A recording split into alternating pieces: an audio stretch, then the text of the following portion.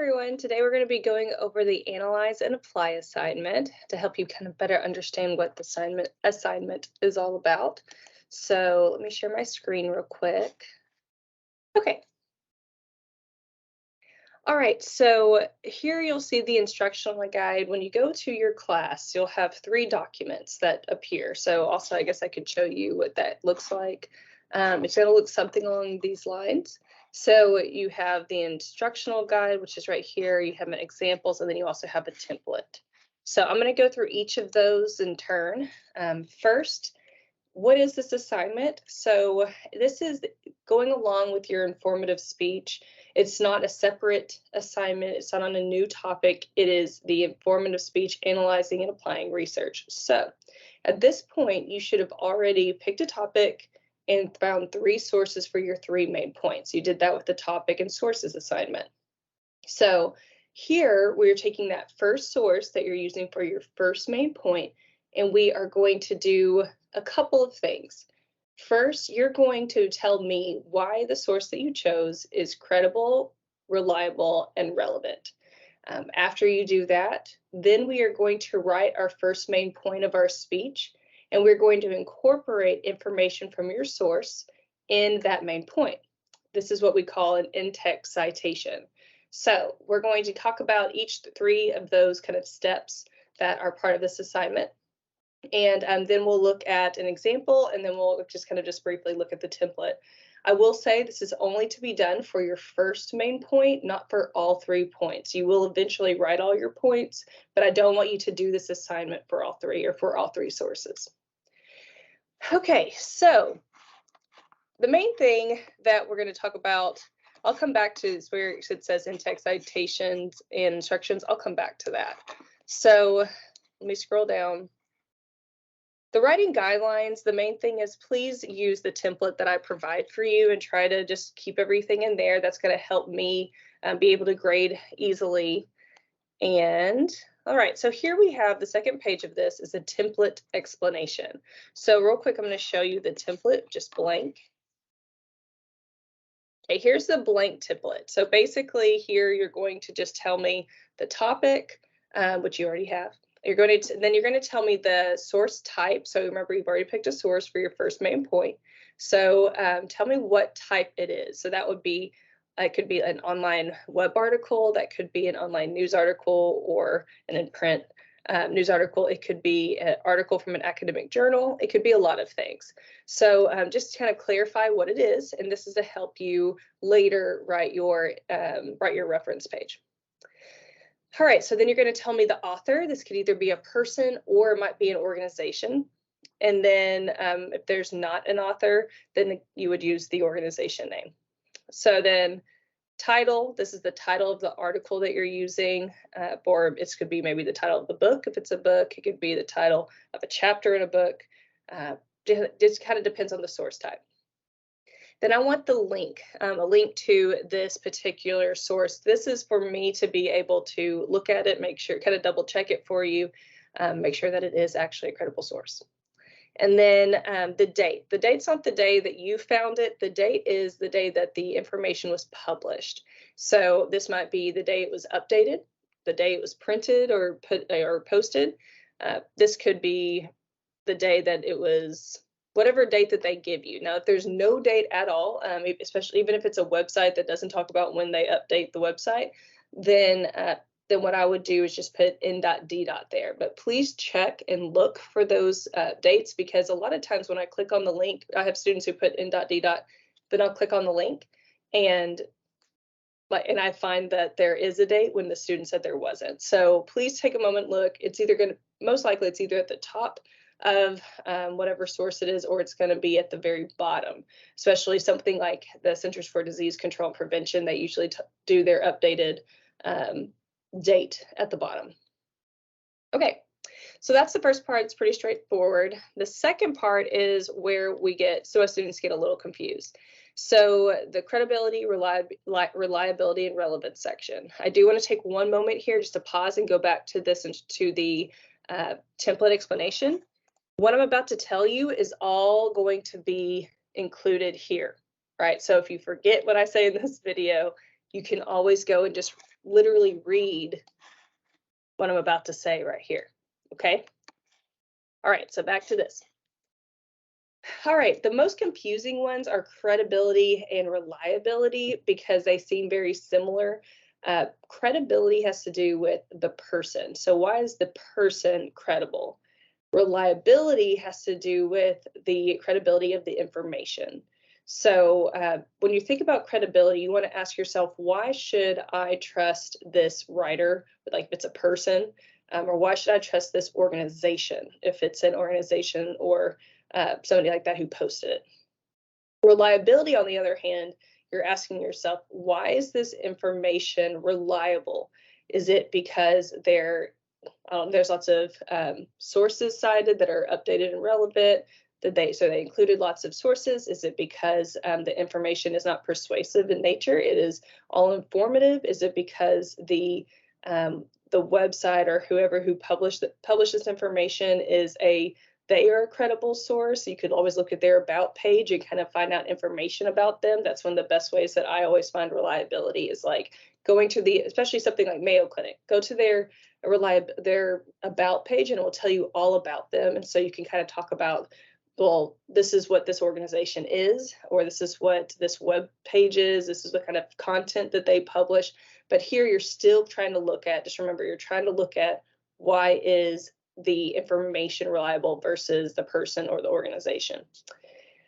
Okay, relevancy has to do with how current is the information, how, let's see, like robust, like how much does it provide a lot of information? Did they, like kind of like with reliability, did they incorporate lots and lots of sources that is also credible?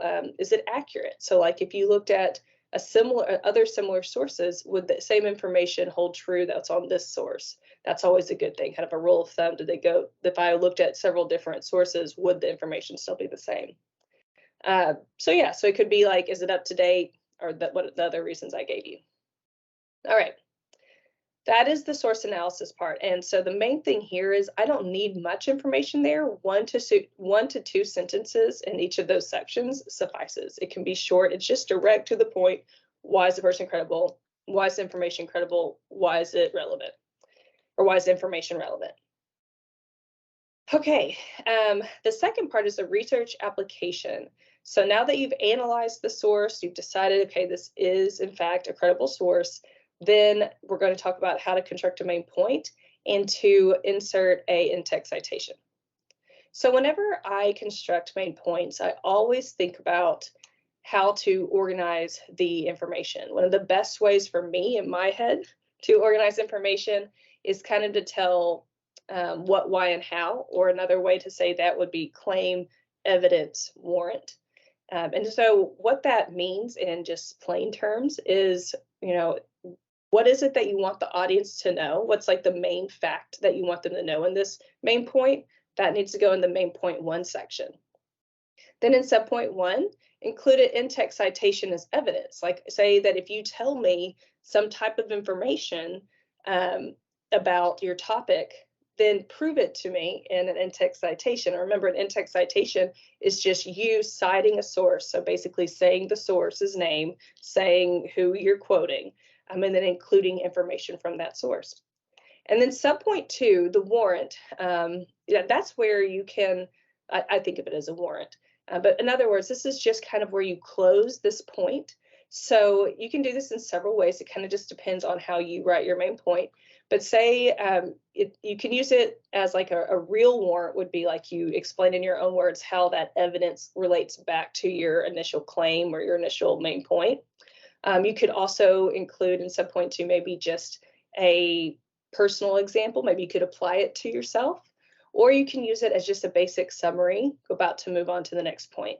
Any of those work. Sometimes people will use an extra citation if they have more than one source that they want to use, and that's okay. So it's just up to you. That last section is that subpoint 2 can be used in many ways, but that's how I look at everything. So I tell you, like main point 1 or in the main point section, I tell you what I want you to know. Subpoint 1, I cite my source. And subpoint 2, I somehow either relate it to itself, relate it to the audience, summarize in my own words, or connect my evidence back to my overall point in my own words, whatever way I want to do it. So that's a great way to construct points. It also makes a lot of, gives you as a speaker a lot of credibility. So what's an in-text citation? That's probably the part that freaks students out the most. Are like, okay, well, that's great, but how do I cite my source correctly? So this is where, if you look at this, what is this called? The template explanation. Oops, wrong one. I talk about this a little bit more here. Here's kind of like what I like to call a skeletal guide. It's basically just going to do these things. You're going to tell me a signifier. You're going, like, which is according to, actually, let me scroll up here. This is going to be better. I explain them right here. So see where it says, this is on the first page, if you're following along. So in-text citations should include, first, a signifier. So that might be like, according to, as stated by, as referenced in, so-and-so states, anything like that, just to let the audience know that you are citing somebody. The reason it's so important that we include that is because as your audience, they're not going to have a printout of your speech, so they're not going to know who you're citing. So if you say a quote, one, they kind of don't know it's a quote unless you say it. Because if you think about this as if you're writing a paper, the audience member is reading the content. So even if you just put a quote in and put whoever wrote it in parentheses, that's okay because they know they can visually see that this is somebody else's quote. The audience in a speech cannot do that. So you have to say out loud, hey, this is who I'm quoting. Okay, so to do that, you start with that. Then you say the person or the organization. So according to Helen Peters, something like that. And then source information. Oh, sorry, one thing about, sorry, I skipped a step, sorry. Author and organization, right after you say the author or the organization's name, you should always put the year of publication in parentheses. That always is like stuck together with the name of either the author or the organization, okay? And you don't put the full date, you just put the year of publication. And if there's not one, then you would put n.d. All right, then you have a factor of credibility. And this is another reason why I have you do this assignment. When you speak, a lot of times you'll quote somebody that nobody knows, okay? Especially if you're quoting somebody, like if you do a disease or disorder, or, later I may change this topic, so it may be slightly different. But usually if you're finding a source, we won't always know who the person is that you're citing. So if that's the case, then you need to always say who that person is, like just a brief fact about them that proves why they're credible or reliable to be taught, or why the information that they've written is credible or reliable. So the way that I do this is I just always say one quick fact of credibility there, or reliability, about the person or the organization. It's not always necessary to do this if everybody knows who the organization is, or if the name's obvious, like the American Heart Association. However, for this assignment, I don't care how obvious it is. I want you to include that factor of credibility or reliability. Okay, and then you would put the source information, and so that would either be a direct quote or a paraphrase. Just make sure if you paraphrase, it's actually a paraphrase, like in your own words, not a sentence taken from the document and just random words changed. So if you're ever questioning whether or not this is appropriate, if it's really a paraphrase or if it's not enough to be considered that, just use quotes. Don't be afraid of using quotation marks. I love quotes. Okay, so when in doubt, always use those quotation marks. And remember, if you're putting in a direct quote, you have to use quotations to prove that you're not paraphrasing. Or claiming that this is kind of your own word. So make sure to use the quotations. All right. So the main thing, the last thing I'll say about that before talking about the examples, is that with all of this, make sure, I want you to know that you don't have to necessarily do it in that order. So an in-text citation has to have all of these parts: the signifier, author with the date, the source information, and the factor of credibility. But you can move it around however it fits your writing best. So say instead of saying according to Helen Peters, well, I guess we can look kind of here down at the bottom. Well, I'll go back to that.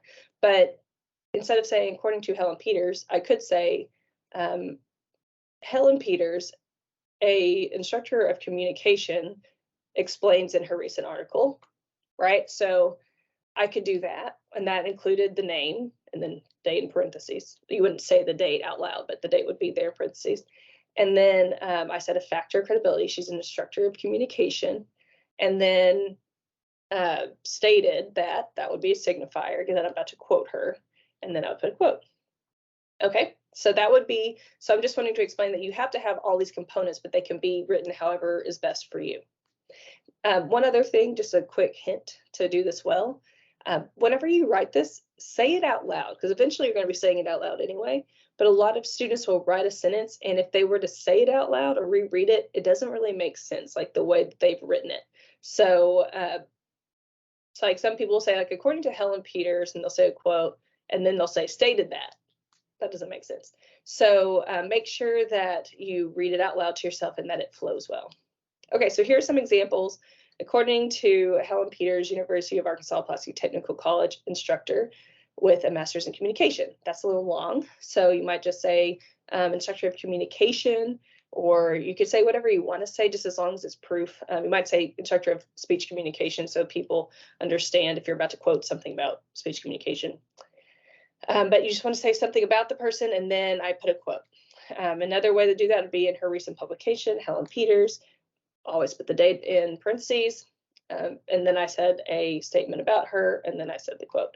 So again, and then I paraphrased except for the very end.